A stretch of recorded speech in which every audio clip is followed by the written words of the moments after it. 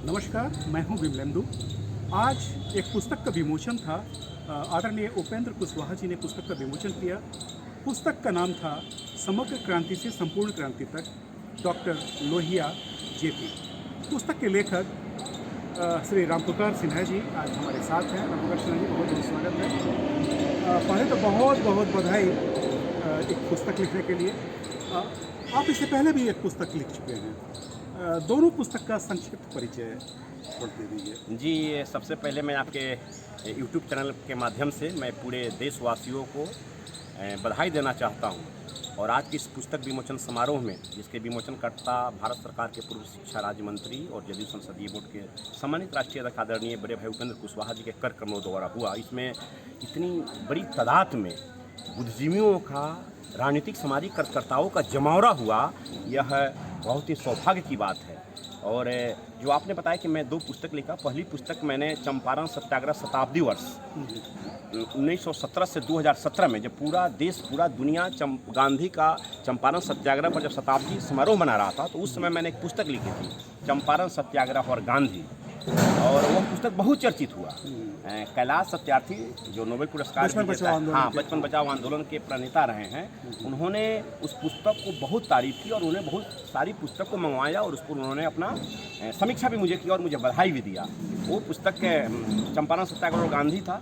दूसरी पुस्तक जो सप्त क्रांति से संपूर्ण क्रांति, डॉक्टर लोहिया और जेपी, मैंने उसको लिखा। इस पुस्तक में हमने उन तमाम मुद्दों को लिखा है जो डॉक्टर लोहिया और जेपी ने संपूर्ण क्रांति आंदोलन और सप्त क्रांति आंदोलन दोनों का एक समायोजन किया। और उन दिनों जो छात्र नेता रहे, जो आज हमारे बिहार के विकास पुरुष मुख्यमंत्री नीतीश कुमार जी हैं, और उनके साथ बहुत सारे लोग रहे, उस पुस्तक में मैंने समाहित किया है कि आज के परिवेश में आज के राजनीतिक कार्यकर्ताओं को, आज के राजनीतिक कार्यकर्ता लिखना पढ़ने की शैली छोड़ दिया है। लेकिन हम एक जनता दल के कार्यकर्ता हैं। मैं लोगों को आह्वान करता हूँ कि भाई, आज की राजनीति में लिखने पढ़ने का भी ढंग होना चाहिए। माननीय उपेंद्र कुशवाहा जी ने बताया कि रामपुकार सिन्हा जो पुस्तक लिखे हैं, आज के राजनीतिक कार्यकर्ताओं को इसे सीख लेनी चाहिए।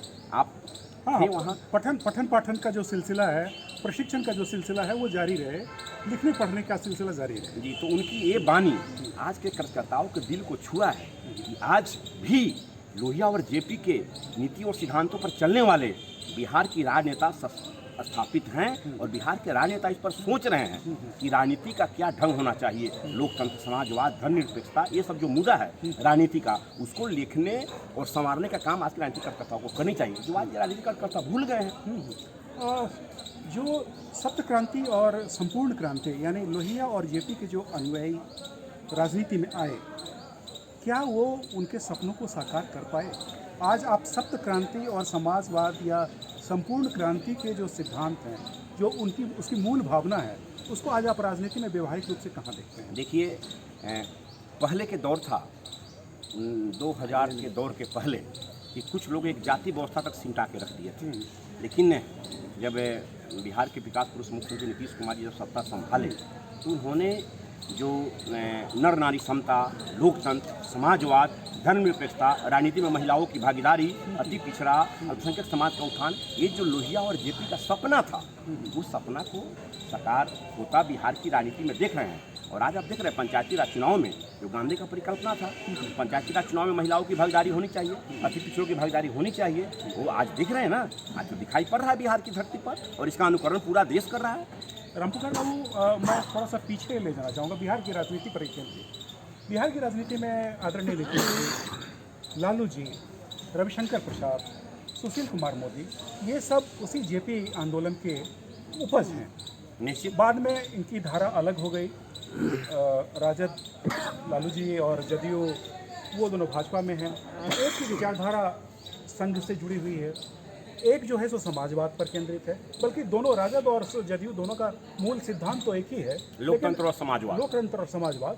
लेकिन एक चीज़ हम देखते हैं कि आज भी समरसतावाद जातिवाद से अलग नहीं हो पाया है। देखिए, लोकतंत्र और समाजवाद, आप जो बोले कि दोनों की धारा एक है, लेकिन आज के बिहार के लोग देख रहे हैं कि एक जो व्यक्ति की पार्टी अब एक परिवारवाद तक सिमट के रह गई है, और दूसरी तरफ नीतीश कुमार जी है जो समतामूलक समाज का निर्माण करने और सर्वधर्म सर्वभाव, सभी जाति धर्म संप्रदाय के लोगों का उसमें समायोजन करके दिखा रहे हैं। और जहाँ तक आपने ये बताया, मैं आपको आश्वस्त करना चाहता हूँ कि बिहार की राजनीति में अब इंटेलेक्चुअल क्लास की अंगड़ाई आ चुकी है। उन लोगों ने, बुद्धिजीवी वर्ग अब चिंतन मनन में आ गए हैं कि बिहार की राजनीति कैसी होनी चाहिए। बिहार में अगर समतामूलक समाज का निर्माण हो रहा है तो उसमें जेपी और लोहिया की भूमिका को कौन अक्षर से साबित कर रहे हैं, यह तो दिखाई पड़ रहा है।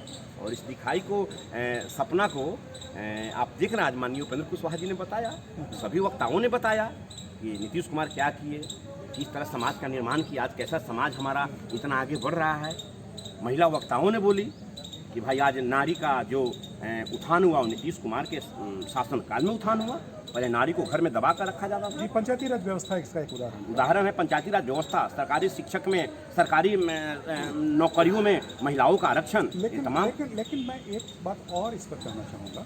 आपने अच्छी बात कही, महिलाओं का उत्थान हुआ है, लेकिन पंचायती राज में भी उनका काफ़ी भागीदारी हो रही है जी। लेकिन मूल रूप से देखें तो वो एक डमी कैंडिडेट ही बनकर रह गए हैं।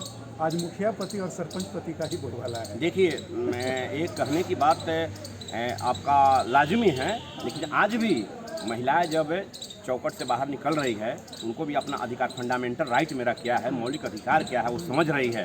अगर किसी के पति कह रहे कि तुम काम करो, जो महिला समझदार है, विवेकशील है, बुद्धिजीवी हैं, तो कह रहे कि नहीं ये काम ऐसा होना चाहिए, वो अपने पति का भी उस बात का विरोध कर रही है। मतलब आवाज़ बुलंद करने का एक शक्ति आ गई है, और यह अक्सर देखने को हम लोग को मिल रहा है। एक आखिरी सवाल रामपुकार बाबू, अगर जेपी और लोहिया आज जीवित होते तो क्या आज वो खुश होते? देखिए, लोहिया और जेपी आज होते, आज उनकी विचारधारा तो है बिहार में, देश में। आज उनकी विचारधारा का उदाहरण है नीतीश कुमार, उपेंद्र कुशवाहा जी। आज उनकी विचारधारा का उपज है वशिष्ठ नारायण सिंह। आज उनकी विचारधारा जीवित है। हमको याद है जब हम छात्र जीवन में थे तो मुझे किशन पटनायक जी ने राजनीति में लाया। प्रोफेसर विनोदानंद सिंह दिल्ली विश्वविद्यालय में प्राध्यापक थे, मुजफ्फरपुर गायघाट से पूर्व विधायक थे, समाजवादी आंदोलन के प्रणेता लोगों में से उन लोगों ने मुझे राजनीति में लाया। और राजनीति में आने के बाद हमने सीखा कि समाजवाद क्या होता है, लोकतंत्र क्या होता है, धर्मनिरपेक्षता क्या होती है, सामाजिक समरसता क्या होता है।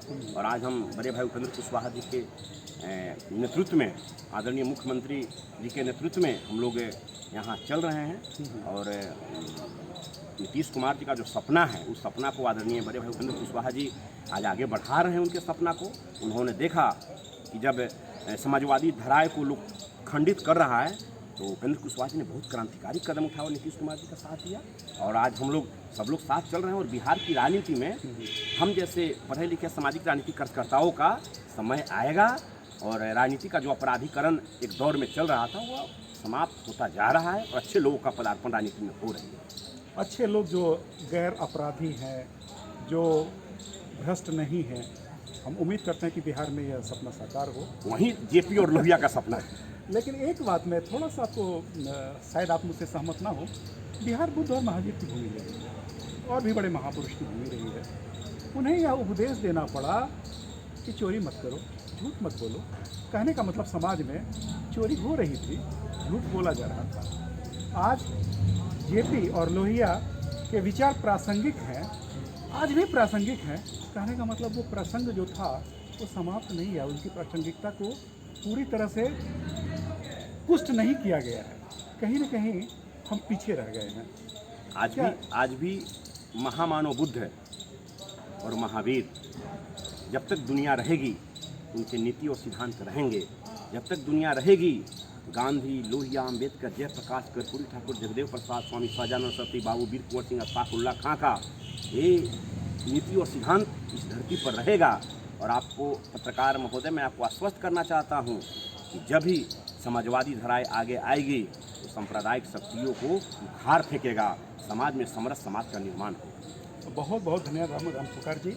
हम भी यही कल्पना करते हैं और उम्मीद जताते हैं कि लोहिया और जेपी का बिहार एक गौरवपूर्ण बिहार बने, जो एक सपना था वो साकार हो और हम बिहार को विकास के पथ पर और प्रगति के पथ पर आगे ले जाएं। बहुत बहुत धन्यवाद। धन्यवाद आपके चैनल।